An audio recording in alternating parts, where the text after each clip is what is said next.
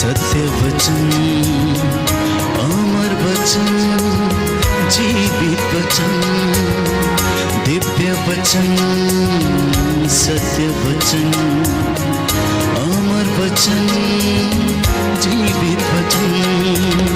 साई दा बामा बनी दा बामा बगरे जनी रे जनी रे जनी रे जनी रे सा।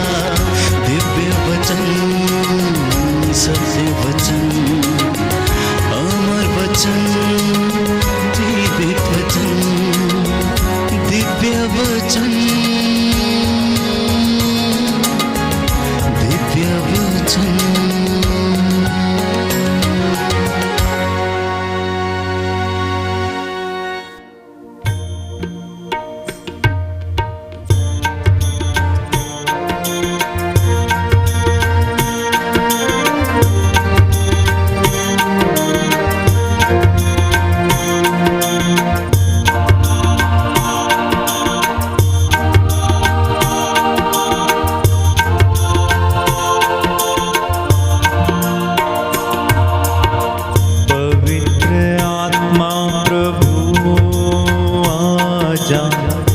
अपने भक्तों पर छा जा।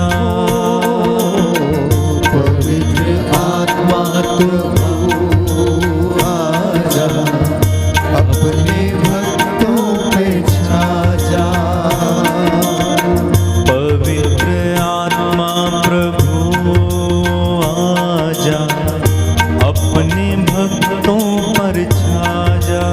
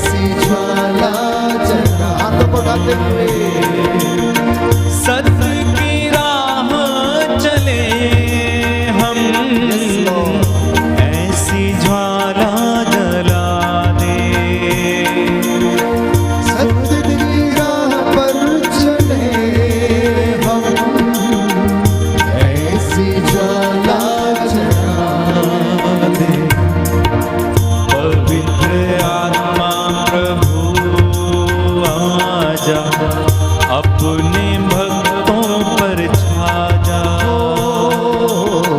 पवित्र आत्मा प्रभु आजा, अपने भक्तों पे छा जा। बार बार गाएं, पवित्र आत्मा प्रभु आजा, अपने भक्तों पे छा जा। पवित्र आत्मा प्रभु आजा, अपने भक्तों पे छा जा। अपने भक्तों पे छा जा। प्रभु का सामर्थ्य अनुभव करें। पवित्र आत्मा का अभिषेक अपने शरीर, अपने परिवार में, जीवन में महसूस करें। The Lord is present here. The Holy Spirit has taken charge on each and every one of us. पवित्र आत्मा ने हम सबों पर अधिकार लिया है। समर्पित करते जाएं, जिससे कि प्रभु का वचन सुनने के लिए हम संपूर्ण रूप से तैयार हो जाएं। सारी बुराई की शक्तियां यीशु के पवित्र सामर्थी वचन के द्वारा जल कर राख हो जाएं।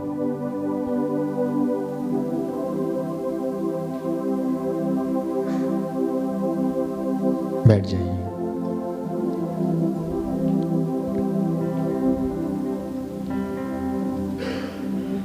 प्यारे भाई, प्यारी बहन, दुनिया में आज हर व्यक्ति चंगाई पाना चाहता है, चंगा होना चाहता है। उसके जीवन में अनेक परेशानियां हैं। हम किसी न किसी रूप से बीमार हैं, अंधे भी हैं। हो सकता है आध्यात्मिक अंधकार है। हो सकता है कि हम ईश्वर की बातों को देख नहीं पाते, उसके चमत्कारों को देख नहीं पाते हैं, क्योंकि हम आध्यात्मिक रूप से अंधे हैं। किसी के जीवन में शारीरिक अंधापन है, तो किसी के विचारों में अंधापन है। प्यारे भाई, प्यारी बहन, आज का वचन प्रभु हमें बताता है कि मैं तुम्हें इन तमाम बुराइयों से, हर चीज से आजाद कर दूंगा और तुम्हें चंगा कर दूंगा, क्योंकि मैं स्वस्थ करने वाला प्रभु हूं। निर्गमन ग्रंथ अध्याय 15 पद संख्या 26। मैं वो प्रभु हूं जो तुम्हें स्वस्थ करता हूं। और उसने ऐसा किया। जो भविष्यवाणियां उसके विषय में की गई थी वो नई व्यवस्था में पूरी हुई। यीशु मसीह के आने से ठीक 6000 साल पहले ईसायास नबी ने ये तमाम भविष्यवाणियों को किया कि प्रभु का आत्मा उस पर छाया रहता है। उसने अभिषेक किया है कि वो जाए और दरिद्रों को सुसमाचार सुनाए, बंदियों को रिहा करे, अंधों को आंखें दे, बहरों को कान दे, गूंगों को वाणी दे। ये प्रभु के विषय में प्यारे भाइयों और बहनों पुरानी व्यवस्था में भविष्यवाणी थी। आज की इस पवित्र संध्या के दौरान हम पुनः कुछ वचनों को समझें और उन पर मनन चिंतन करें कि प्रभु ये कहता है कि तुम्हारे विचार मेरे विचार नहीं हैं, तुम्हारी योजनाएं मेरी योजनाएं नहीं हैं, परंतु मैं जो चाहता हूं मेरी वाणी वही पूरा कर डालती है और मैं तुम्हारे जीवन में उन्हें पूरा करूंगा। मरकुस के सुसमाचार में ऐसे अनेक उदाहरण हैं प्यारे भाई, प्यारी बहन, जिसे बाइबल हमें बताती है कि ईसा ने एक के बाद एक रोगी को चंगा किया। प्रभु जिसे चाहता था उसने उसे चंगा किया। वो एक ऐसे बीमार व्यक्ति के पास पहुंचे जो 38 वर्ष से बीमार था और उसने उनसे पूछा, क्या तुम चंगे हो जाना चाहते हो? उन्हें उस पर तरस आया और उसने कहा कि मेरा कोई भी नहीं है जो मुझे, जब स्वर्गदूत ये कुंड का पानी हिलाता है, सबसे पहले मुझे उसमें उतार दे। तो प्रभु यीशु ने उसे चंगा कर दिया। उसके ऊपर प्यारे भाइयों और बहनों उसने तरस खाकर उसे चंगा कर दिया। बाइबल हमें बताती है कि पेतरुस की सास बीमार थी और जब यीशु पेतरुस के घर में गया तो बाइबल हमें कहती है, संत मार्कुस का सुसमाचार अध्याय 1 पद संख्या 29 में, कि वे सभागृह से निकलकर याकूब और योहन के साथ सीधे सिमोन और अंद्रियस के घर गए। सिमोन की सास बुखार में पड़ी हुई थी। लोगों ने तुरंत उसके विषय में उन्हें बताया। ईसा उसके पास आए और उन्होंने हाथ पकड़कर उसे उठाया और उसका बुखार जाता रहा। बोले आमीन, आमीन, हालेलुया, हालेलुया। यीशु की स्तुति हो। यीशु की हे प्रभु यीशु, हे प्रभु मेरे यीशु, जीवन में मेरे जीवन में आपके पवित्र स्पर्श के द्वारा आपके पवित्र स्पर्श चंगाई आ जाए, चंगाई आ जाए। Hallelujah, hallelujah. तो प्रभु चंगा करता है। इसके विषय में मार्कुस लिखता है कि संध्या समय सूरज डूबने के बाद लोग सभी रोगियों, अपदूत ग्रस्तों को उनके पास ले आए। सारा नगर द्वार पर एकत्र हो गया। ईसा ने नाना प्रकार की बीमारियों से पीड़ित बहुत से रोगियों को चंगा किया और बहुत से अपदूतों को निकाला। वे अपदूतों को बोलने से रोकते थे क्योंकि वे जानते थे कि वह कौन है। नाना प्रकार की बीमारियां, डिफरेंट काइंड ऑफ सिकनेसेस। अब आप पूछेंगे कि ये डिफरेंट काइंड ऑफ सिकनेसेस कौन कौन से थे, तो इसके विषय में बाइबल प्यारे भाइयों और बहनों हमें बताती है। विधि विवरण ग्रंथ में हम पढ़ते हैं कि प्रभु का वचन हमें बताता इन बीमारियों के विषय में। वचन पढ़ेंगे विधि विवरण ग्रंथ अध्याय 28, विधि विवरण ग्रंथ अध्याय 28 पद संख्या 22 और उससे आगे लिखा है, और जब तक तुम उस देश से जो तुम अपने अधिकार में लेने जा रहे हो समूल रूप से नष्ट नहीं हो जाओगे, तब तक प्रभु तुम पर बीमारियां भेजता रहेगा। प्रभु तुम पर क्षय रोग, ज्वर, सूजन, भयंकर गर्मी, सूखा, पाला और फफूंदी भेजेगा। जब तक तुम निर्मूल नहीं हो जाओगे वे तुम्हारा पीछा नहीं छोड़ेंगी। नाना प्रकार की बीमारियां कौन सी हैं? सुना आपने? क्षय रोग मतलब टीबी, ज्वर मतलब बुखार, सूजन, आजकल लोगों को बहुत सारी शरीर में सूजन है। किसी की फलोपियन ट्यूब में सूजन है, तो किसी के गर्भ में सूजन है, तो किसी को पीसीओडी की प्रॉब्लम है, वो लोग गर्भ धारण नहीं कर पाते। सूजन, भयंकर गर्मी, सूखा, पाला और फफूंदी से लोग पीड़ित हैं। इतना ही नहीं, मिश्रियों जैसे फोड़े तुम्हारे शरीर पर, वो बीमारी। व्रण मतलब बवासीर या भगंदर जिसे हम कहते हैं, खुजली मतलब इन्फेक्शन, सेहुए से पीड़ित करेगा और इनका उपचार नहीं होगा। प्रभु तुम्हें उन्माद से मतलब एंजाइटी से, अंधापन और पागलपन से पीड़ित करेगा। ये बीमारियां जिसके विषय में विधि विवरण ग्रंथ हमें बताता है कि ये तमाम बीमारियां लोगों के जीवन में थी। यीशु के आने से पहले प्यारे भाइयों और बहनों, लोग इन तमाम बीमारियों से पीड़ित थे और उसके विषय में मार्कुस लिखता है कि ईसा ने नाना प्रकार की बीमारियों से पीड़ित लोगों को चंगा किया, क्योंकि लोग अपने सभी बीमारों को उनके पास लेकर आया करते थे।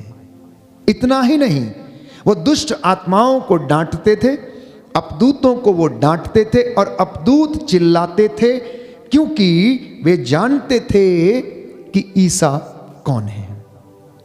वे जानते थे कि ईसा ईश्वर का पुत्र है, जीवंत ईश्वर का पुत्र है, वो पवित्र है, इसलिए उसकी उपस्थिति से ही वे चिल्लाने लगते थे।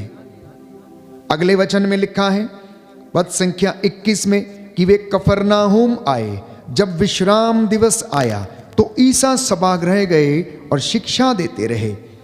लोग उनकी शिक्षा सुनकर अचंभे में पड़ जाते थे, क्योंकि वे शास्त्रियों की तरह नहीं बल्कि अधिकार के साथ शिक्षा देते थे। सभागृह में एक मनुष्य था जो अशुद्ध आत्मा के वश में था। वह ऊंचे स्वर से चिल्लाया, ईसा नाज़री, हमसे आपको क्या? क्या आप हमारा सर्वनाश करने आए हैं? मैं जानता हूं कि आप कौन हैं, ईश्वर के भेजे हुए परम पावन पुरुष। ईसा ने उसे यह कहते हुए डांटा, चुप रह, इस मनुष्य से बाहर निकल जा। अपदूत उस मनुष्य को झकझोर कर ऊंचे स्वर से चिल्लाते हुए उससे निकल गया और सब लोग चकित रह गए। आज प्यारे भाइयों और बहनों, इंसान ईश्वर को पहचान नहीं पाता, लेकिन अपदूत अशुद्ध आत्माएं जानती हैं कि ईसा कौन है। वो उसके सामर्थ्य को पहचानते हैं कि वो कौन है, इसलिए प्यारे भाइयों और बहनों वो चिल्लाती हैं और वो उसका सामना नहीं कर पाती हैं। मैंने आपसे कहा कि यीशु चंगा करने वाला प्रभु है और वो आपको चंगा करता है। सुसमाचार ऐसी तमाम घटनाओं को हमारे सामने रखते हैं। आज आप में से जितने लोग इन तमाम बीमारियों से पीड़ित हैं, विश्वास के साथ प्रभु के पास जाना, क्योंकि बाइबल हमें बताती है कि एक कोढ़ी ईसा के पास आया और घुटने टेक कर अनुनय विनय करने लगा। अनुनय विनय करने लगा। इन दोनों शब्दों का जो अर्थ है, जो गहराई है, उसे आप समझिए कि जब हम किसी जरूरत में होते हैं, जब हमारा कोई काम नहीं बनता है, जब मौत हमारे सामने खड़ी होती है, या फिर कोई कोर्ट कचहरी का केस जिसमें हम फंस जाते हैं, तो हम किस तरह से गड़गड़ाते हैं, किस तरह से हम अनुनय विनय करते हैं, काश ये विपत्ति टल जाए, काश ये घटना ना घटित हो। और बाइबल कहती है कि कोढ़ी आया और अनुनय विनय करने लगा। हम में से जो बीमार हैं, कितने लोग इस मनोभाव को अपनाते हैं, कितने लोग जो चंगे हो जाना चाहते हैं, इस मनोभाव से अनुनय विनय करते हैं कि प्रभु मुझ पापी पर दया कर। हमारा मनोभाव इनके जैसा नहीं है जिनको प्रभु ने चंगा किया और इसीलिए हम चंगे नहीं होते हैं। बस यही कमी है कि हमारा जो प्रभु के प्रति समर्पण है, जो चंगाई प्राप्त करने का मनोभाव है, उसमें प्यारे भाइयों और बहनों दृढ़ता नहीं है, संकल्प नहीं है, उसमें प्रभु पर विश्वास नहीं है। इसीलिए हमें बीमारियों से छुटकारा नहीं मिलता है और ना ही हम चंगाई प्राप्त कर सकते हैं। हालेलुया, हालेलुया, हालेलुया, हालेलुया, हालेलुया, हालेलुया। हे प्रभु यीशु, हे प्रभु यीशु, मुझ पर दया कीजिए, मुझ पर दया कीजिए, मेरे जीवन पर, मेरे पर, परिवार पर मेरे परिवार अधिकार लीजिए। अधिकार लीजिए। Hallelujah, hallelujah, hallelujah, hallelujah. तो मार्कुस लिखता है कि जब वो कोढ़ी अनुनय विनय करने लगा, he started crying, he started interceding, उसने प्रभु को पुकार पुकार कर प्रार्थना करना शुरू किया कि प्रभु मुझे इस बीमारी से बचा लीजिए। अगले वचन में लिखा है, ईसा को तरस हो आया, ईसा को तरस हो आया।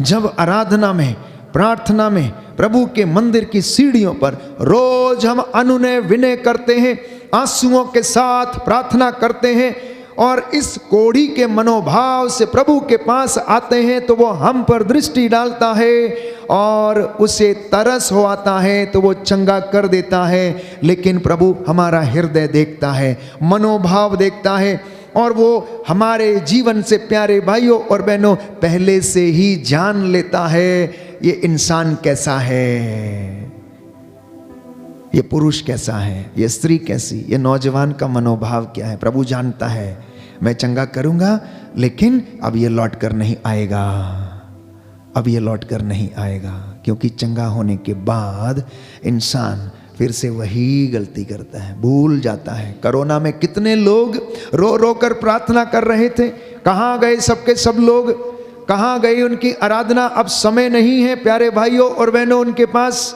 प्रभु के पास आने के लिए उनके पास समय नहीं है। लेकिन वो दिन, कोरोना की महामारी के वो दिन जब घरों की चार दीवारी में और अंदर बंद थे तो गिड़गिड़ाते थे, रोते थे, चिल्लाते थे कि प्रभु ये महामारी का अंत हो जाए। उनमें से कितने लोग हैं जो वफादार रहे और अब तक प्रभु से जुड़े हुए हैं और प्रभु को समय देते हैं प्यारे भाइयों और बहनों। ना जाने कितने लोग जिनके घर लगभग एक घरेलू कलीसिया बन चुके थे, आज वो उनका पता नहीं है। आज उन घरों में फिर से वही बातें होती हैं जो पहले थीं।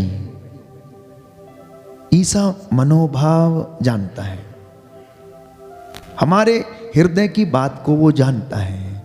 इसलिए प्यारे भाइयों और बहनों, बाइबल हमें बताती है कि प्रभु ने कहा मैं ये चाहता हूं कि तुम शुद्ध हो जाओ, और उसी क्षण उसका कोढ़ दूर हुआ और वह शुद्ध हो गया। हालेलुया, हालेलुया, हालेलुया, हालेलुया।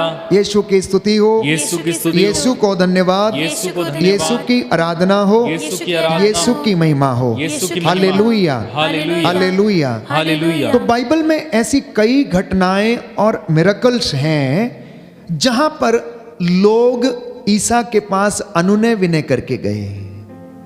वहीं दूसरी तरफ कुछ ऐसे चमत्कार और ऐसी घटनाएं हैं जब ईसा स्वयं लोगों के पास गए और उन्हें चंगा किया। उदाहरण के लिए मार्कुस के सुसमाचार अध्याय 3 पद संख्या 1 और उससे आगे यदि आप इस वचन को पढ़ेंगे तो लिखा है, ईसा फिर से सभागृह गए। वहां एक मनुष्य था जिसका हाथ सूख गया था। वे इस बात की ताक में थे कि ईसा कहीं विश्राम के दिन उसे चंगा करें और वे उन पर दोष लगाएं। ईसा ने सूखे हाथ वाले से कहा, किससे कहा? सूखे हाथ वाले से कहा, बीच में खड़े हो जाओ। तब ईसा ने उनसे पूछा, विश्राम के दिन भलाई करना उचित है या बुराई, जान बचाना उचित है या मार डालना? वे मौन रहे। उनके हृदय की कठोरता को देखकर ईसा को दुख हुआ और वह उन पर क्रोध भरी दृष्टि दौड़ाकर उस मनुष्य से बोले, अपना हाथ बढ़ाओ। उसने ऐसा किया और उसका हाथ अच्छा हो गया। सूखे हाथ वाले ने कोई प्रयास नहीं किया, उसने कुछ भी नहीं कहा, उसने कुछ भी नहीं कहा। ईसा की दृष्टि उस व्यक्ति के ऊपर पड़ी जो किनारे पे खड़ा हुआ था, जिसका हाथ सूखा हुआ था, और ईसा ने उससे कहा, प्यारे भाइयों और बहनों, इसलिए हमें समझने की आवश्यकता है कि यीशु पुरोहित के माध्यम से आपके ऊपर आकर हाथ रखता है क्योंकि वो आपके ऊपर तरस खाता है। वो आपके हृदय की कठोरता को जानता है कि इस व्यक्ति के मन में क्या भाव है, क्या सोच रहा है, क्या सोच रही है, लेकिन फिर भी वो आपको अच्छा करना चाहता है क्योंकि उसके जीवन से, आपके जीवन से उसकी महिमा प्रकट हो जाए। मैंने आपसे कहा कि एक व्यक्ति जो बेथसाइदा के कुंड के पास पड़ा रहता था, 38 बरस से वो वहां पर पड़ा रहता था, वो उठ के ईसा के पास नहीं गया, लेकिन ईसा खुद चलकर उसके पास गया और खड़ा हो गया। उसको उस पर तरस हो आया और उसने उससे पूछा, क्या तुम चंगे हो जाना चाहते हो? आप में से भी कुछ लोग ऐसे ही हैं जिनके मनों में विकार हैं, जो प्रभु की बातों को समझते नहीं है। प्रभु आज चाहता है, पूछता है, क्या तुम चंगे हो जाना चाहते हो? क्या तुम अपने अंधेपन से आजाद होना चाहते हो? क्या तुम अपनी आंखों से पर्दा हटाना चाहते हो? और वो तरस खाकर हमसे कहता है, तो ठीक है, अपना हाथ बढ़ाओ, अपना हाथ बढ़ाओ। आज कई लोगों के हाथ सूखे हैं क्योंकि वो सेवा के लिए बढ़ते नहीं हैं, दान दक्षिणा के लिए बढ़ते नहीं हैं। कई लोगों की आंखें सूखी हैं क्योंकि प्यारे भाइयों और बहनों, वो लोगों पर तरस नहीं खा सकते हैं, वो उनकी बीमारियों को, कष्टों को अनुभव नहीं कर सकते हैं। कई लोगों के हृदयों में सूखापन है, उनके मनों में वो भाव नहीं आते हैं, और कई लोगों के जीवन में आत्मिक सूखापन है। प्यारे भाइयों और बहनों, इसलिए प्रभु आराधना के दौरान हमसे पूछता है, मैं तुम्हारे लिए क्या करूं? क्या तुम चंगे हो जाना चाहते हो? तो अपना हाथ बढ़ाओ, अपना हृदय मुझे दे दो, अपनी आंखें मुझे दे दो, अपने कानों को मुझे दे दो, अपनी इस दृष्टि को मुझे दे दो, जिससे कि मैं इसे पवित्र कर दूं और तुम मेरी दृष्टि से लोगों को देखो, मेरे हृदय से लोगों पर तरस खाओ। जब लोग भीड़ में आकर ईसा का वचन सुनने के लिए वहां पर उनके पीछे पीछे आया करते थे, भीड़ की भीड़ एकत्र हुआ करती थी, तो उन्होंने अपने चेलों से कहा, इनके लिए भोजन की व्यवस्था करो। देखिए, ईसा का इनिशिएटिव, ईसा का इनिशिएटिव। इतने लोग 3 दिन से उनका वचन सुनने के लिए उनके आसपास आया करते थे, और ईसा ने देखा कि पिछले 3 दिन से ये लोग मेरे पीछे भूखे प्यासे आए हैं वचन सुनने के लिए। तो उनके शारीरिक भूख को मिटाने के लिए उन्होंने अपने चेलों से कहा, तुम जाओ और इनके लिए भोजन का प्रबंध करो। बाइबल नहीं कहती कि किसी व्यक्ति ने उनसे कहा, ईसा ने कहा चेलों से, इनके लिए क्या करो? प्रबंध करो, भोजन का प्रबंध करो, क्योंकि उन्हें देखकर ईसा को तरस हो आया, क्योंकि वे लोग बिना चरवाहे की भेड़ों की तरह थे। तो जीसस टेक्स इनिशिएटिव, प्रभु यीशु इनिशिएटिव लेता है। वो हमें चंगा करना, आपके परिस्थितियों से वाकिफ है, आप उसे कोऑपरेट करिए। आप अपने हाथों को उसे दीजिए, अपने पैरों को उसे दीजिए, अपनी जुबान को उसे दीजिए, अपने कानों को और अपने शरीर की इंद्रियों को समर्पित कीजिए, और वो आपकी इस शरीर को इस्तेमाल करेगा और ब्लेस करेगा, ना केवल आपको लेकिन आपके संपर्क में जितने लोग हैं वो आपको इस्तेमाल करेगा अपनी सेवकाई के लिए। यह प्रभु की महानता है। इसलिए मैंने आपसे कहा कि हम इन वचनों को जब सुनते हैं तो इन्हें अपने जीवन में धारण करें। प्यारे भाइयों और बहनों, इंसान क्यों नहीं इन बातों को कर पाता है, क्यों नहीं समझ पाता है? क्योंकि हम लोग भटकी हुई भेड़ों के समान हैं। कोई आया, दो चार मीठी बातें करी, हमें दो चार चमत्कार दिखाए, हम उसके पीछे हो लेते हैं। नया व्यक्ति, नया मैसेज। प्यारे भाइयों और बहनों, प्रभु का वचन हर दिन नया है। आपको किसी नई चीज के पीछे दौड़ने की आवश्यकता नहीं है। बाइबल हमें कहती है, नबी सफन्या का ग्रंथ, की उसकी कृपा हर दिन नई है। जितनी बार आप इस वचन को पढ़ेंगे उतनी बार ये आपको नया लगेगा। बस आपको महसूस करने की जरूरत है, महसूस करने की जरूरत है। हम रोज दिन वचन बोलते हैं, रोज दिन वचन पढ़ते हैं, और रोज दिन ये नया ही होता है। रोज दिन ये हर व्यक्ति को किसी ना किसी नए अंदाज से स्पर्श करता है, नए मोटिवेशन से भरता है, नई कृपाओं से भरता है। The very sitting in the presence of the blessed sacrament will lead you to heaven, my dear brothers and sisters. उसकी उपस्थिति मात्र में बैठने से आपके मन में नए विचार, नया अनुभव, नया अभिषेक और नई कृपा आपको मिलेगी, और प्रभु आपसे बातें करेगा। Hallelujah, hallelujah. यीशु की स्तुति हो, यीशु की स्तुति यीशु हो, को धन्यवाद, यीशु को धन्यवाद, यीशु की आराधना हो, यीशु की आराधना, यीशु की महिमा हो, यीशु की महिमा, यीशु को धन्यवाद, यीशु को धन्यवाद। Hallelujah, hallelujah, hallelujah, hallelujah. तो क्यों हमारे जीवन में सूखापन है? क्यों हमारे जीवन में अंधापन है? क्यों हम शैतानी बुराई से या दुष्ट आत्माओं से जकड़े हैं? तो इसके विषय में बाइबल कहती है, यदि तुम मेरे बताए हुए मार्ग पर चलते तो तुम्हारा कल्याण होता। बुक ऑफ यिर्मयाह चैप्टर 7 वर्स 23, यिर्मयाह नबी का ग्रंथ अध्याय 7 पद संख्या 23, यदि तुम मेरे बताए हुए मार्ग पर चलते तो तुम्हारा कल्याण होता। हालेलुया, हालेलुया। हे प्रभु यीशु, हे प्रभु यीशु, मैं वादा करता हूँ, मैं वादा करता मैं हूँ, आपके मार्ग पर चलूंगा। मैं आपके मार्ग पर चलूंगा। Hallelujah, hallelujah. मेरा कल्याण कीजिए, मेरा कल्याण कीजिए। Hallelujah, hallelujah, hallelujah, hallelujah, hallelujah. Hallelujah. यिर्मयाह नबी का ग्रंथ अध्याय 7 पद संख्या 23 और उससे आगे, यदि तुम मेरी बात पर ध्यान दोगे तो मैं तुम्हारा ईश्वर होऊंगा और तुम मेरी प्रजा होगे। यदि तुम मेरे बताए हुए मार्गों पर चलोगे तो तुम्हारा कल्याण होगा, तुम्हारा कल्याण होगा। बीमारी तुम्हारे घर के निकट ना आएगी, महामारी तुम्हारे घर के निकट ना आएगी। तुम अंधेरे में नहीं भटकोगे, दुर्दिन नहीं देखोगे, तुम्हारी संतानें व्यर्थ परिश्रम नहीं करेंगी और वे दुर्दिन नहीं देखेंगे। लेकिन इंसान इस वचन को समझ नहीं पाया। आगे यिर्मयाह नबी लिखता है, किंतु उन्होंने मेरी बात पर ध्यान नहीं दिया है और मेरी आज्ञाओं का पालन नहीं किया है।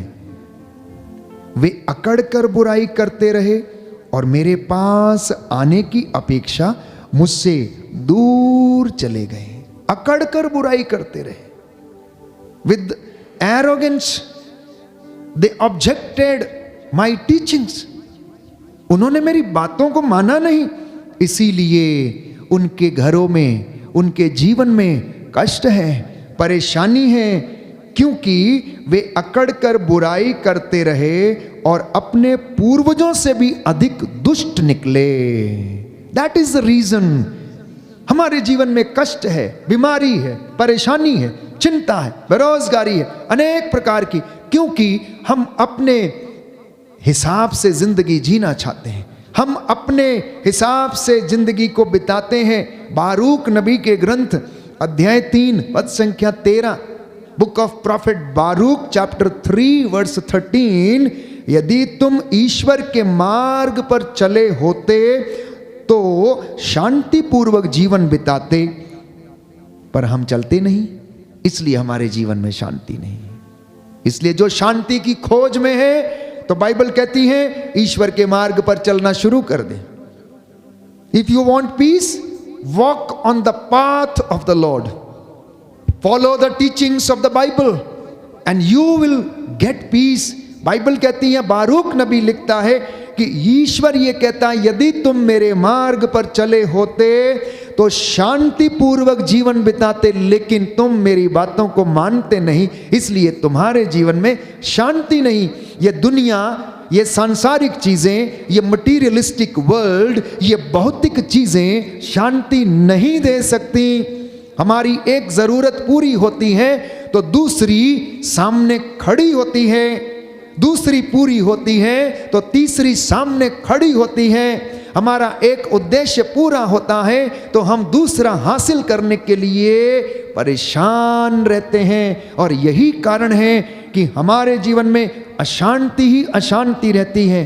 कष्ट, बीमारी, चिंता, परेशानी, अपने आप से पूछ के देखिए, मनन चिंतन करके देखिए, इसमें कोई दो राय नहीं है प्यारे भाइयों और बहनों। एक एक व्यक्ति, मैं भी अपने जीवन में अनुभव करता हूं, एक मुकाम पूरा होता है तो हम दूसरा हासिल करने की कोशिश करते हैं। आज एक काम समाप्त हुआ है तो कल हमारी दृष्टि दूसरे काम पर रहती है और उसे हम करना चाहते हैं। करिए, अच्छी बात है, लेकिन प्रभु ये कहता है, मेरी शिक्षा के अनुसार, मेरी बातों के अनुसार, मेरी आज्ञाओं का पालन करके तुम उन कामों को करो और तुम्हारी हर एक बात पूरी होगी। Hallelujah, hallelujah, hallelujah, hallelujah. यीशु की स्तुति हो, यीशु की स्तुति हो, यीशु को धन्यवाद, यीशु को धन्यवाद, यीशु की आराधना हो, यीशु की आराधना, यीशु की महिमा हो, यीशु की महिमा। Hallelujah, hallelujah. तो इंसान के लिए सबसे अच्छी बात क्या है?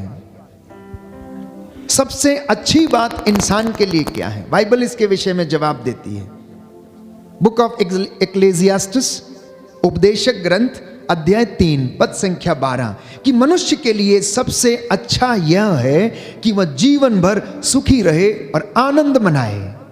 देखिए कितनी अच्छी शिक्षा है, कितनी अच्छी बात है बाइबल की। पवित्र वचन ये कह रहा है कि मनुष्य के लिए सबसे अच्छी बात है कि वह जिंदगी भर खुश रहे और आनंद मनाए। लेकिन क्या कोई खुश है? क्या आप खुश हैं?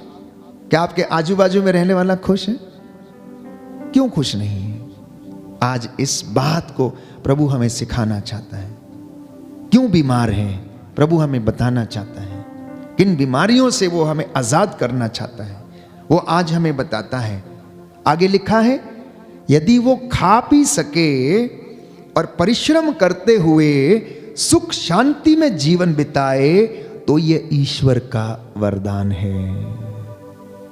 यदि मनुष्य जीते जी खा पी सके और शांति पूर्वक जीवन बिताए तो यह ईश्वर का वरदान उस मनुष्य के लिए है। बुक ऑफ एक्लेसियास्टिस चैप्टर 3 वर्स 12, उपदेशक ग्रंथ अध्याय 3 पद संख्या 12। अक्सर हम लोग ईश्वर के कामों पर, मार्गों पर, शिक्षा पर ध्यान नहीं देते, और यही कारण है कि हम अशांत रहते हैं।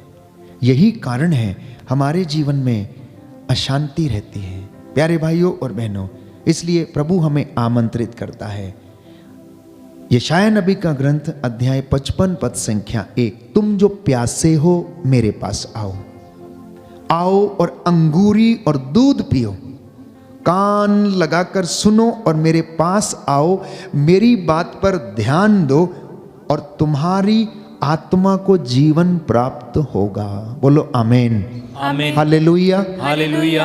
प्रभु कहता है तुम जो प्यासे हो, तुम जो प्यासे हो, मेरे पास चले आओ, मेरे पास चले आओ, आओ अंगूरी और दूध पियो, अंगूरी और दूध पियो, कान लगाकर सुनो, कान लगाकर सुनो, मेरे पास आओ, मेरे पास आओ, मेरी बात पर ध्यान दो, मेरी बात पर ध्यान और दो, तुम्हारी आत्मा को और तुम्हारी आत्मा जीवन प्राप्त होगा। जीवन प्राप्त होगा। Hallelujah, hallelujah, hallelujah. हालेलुया। और यही बात यीशु मसीह ने मत्ती के सुसमाचार अध्याय 11 पद संख्या 28 में दोहराई। थके मांदे और बोझ से दबे हुए लोगों, सब के सब मेरे पास आओ। अशांति में रहने वाले लोगों, मेरे पास आओ। बीमार रहने वाले लोगों, मेरे पास आओ, मैं तुम्हें चंगा करूंगा। मैं वो प्रभु हूं जो तुम्हें स्वस्थ करता हूं। तुम मेरे लिए पवित्र बनो, मैं पवित्र हूं। तुम आओ और मुफ्त में ले जाओ। प्रभु की आशीष मुफ्त में मिलती है। इसके लिए आपको इस वक्त पैसा खर्च करने की ज़रूरत नहीं है। आप अपने घर में बैठे हैं, आपको वचन सुनाया जा रहा है, आप इस आराधना में और छुटकारे की प्रार्थना में भाग ले रहे हैं। प्रभु आपसे बातें कर रहा है, मुफ्त में मिला है, मुफ्त में दे दो प्यारे भाइयों और बहनों। प्रभु ये कहता है कान लगाकर सुनो। असफलता, बीमारी हमारे जीवन में बाधा उत्पन्न करती है।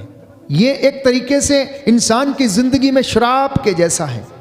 हम बहुत बार जीवन में अपने आप को असफल महसूस करते हैं, बीमार महसूस करते हैं, निरुत्साह महसूस करते हैं। निराशा से पूर्ण होकर हम अपने आप को कष्ट देते हैं, दुख देते हैं। हम दूसरों की अपेक्षा खरे उतरने में असमर्थ होते हैं कि वो व्यक्ति अच्छा करता है, वो व्यक्ति अच्छा बोलता है, अच्छा करता है, मैं नहीं कर पाता हूँ। अनेक प्रकार के कॉम्प्लेक्सेस हमारे जीवन में आ जाते हैं और प्रभु हमें इन तमाम बातों से, बुराइयों से आज आज़ाद करना चाहता है और कहता है कि तुम मेरे पास आओ, मैं तुम्हें चंगाई प्रदान करूंगा, मैं तुम्हें चंगा करूंगा, मैं तुम्हें जीवन दूंगा। मेरे पास आओ, मुझसे आग में तपाया हुआ सोना खरीद लो, तुम्हें मुफ्त में मिला, मुफ्त में दे दो। मेरी शांति तुम्हारे जीवन में सदा सदा बनी रहेगी। बोलिए आमेन, आमेन, हालेलुया, हालेलुया। इसलिए प्रभु कहता है सुक्ति ग्रंथ अध्याय 3 पद संख्या 7 से 8 में, अपने आप को बुद्धिमान मत समझना, अपने आप को बुद्धिमान मत समझना। प्रभु पर श्रद्धा रखना और बुराई से दूर रहना, इससे तुम्हारे शरीर को स्वास्थ्य और तुम्हारी हड्डियों को नया जीवन मिलेगा।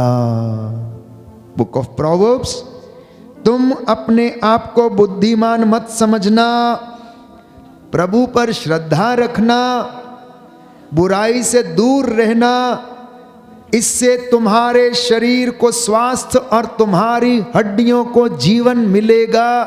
तो निरोग रहने का सबसे बड़ा उपाय प्रभु पर श्रद्धा रखना, भरोसा रखना, बुराई से दूर रहना, और वो हमें स्वस्थ करेगा, हड्डियों को जीवन प्रदान करेगा। बोलिए amen, amen. Book of Proverbs chapter 3 verse 7 to 8।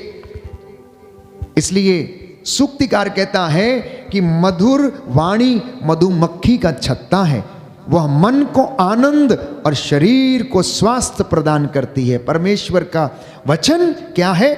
मधुमक्खी के द्वारा बनाए गए मधु के जैसे है, जो शरीर को और मन को आनंद देता है और हमें स्वास्थ्य प्रदान करता है। आइए हम प्रार्थना करें, प्रभु को समर्पित करें। आज का वचन हमारे जीवन में शांति, चंगाई और स्वास्थ्य हमें प्रदान करे। आज के ये वचन अपना उद्देश्य पूरा करें हमारे परिवारों में, व्यक्तिगत रूप से हमारे जीवन में और हमारी कलीसिया में, एक एक विश्वासी के जीवन में। जो आज का वचन आप लोगों ने सुना है, इसके द्वारा प्रभु की आशीष आपके घर में, परिवार में आ जाए। इसलिए प्रभु से कहना कि प्रभु मैं तेरे पास आया हूँ, मैं विश्वास करता हूँ कि आप मेरे लिए मरे, आपने मेरे लिए अपना जीवन न्यौछावर कर दिया। मैं विश्वास करता हूं कि आप तीसरे दिन जी उठे, पिता के दाहिने विराजमान हैं। हे प्रभु, मैं आपकी आराधना करता हूं, मेरे मुक्तिदाता, चंगाई दाता, उद्धार करता, मेरे रक्षक, मैं आपको अपना ईश्वर मानता हूं, मैं आपको अपने जीवन में ग्रहण करता हूं।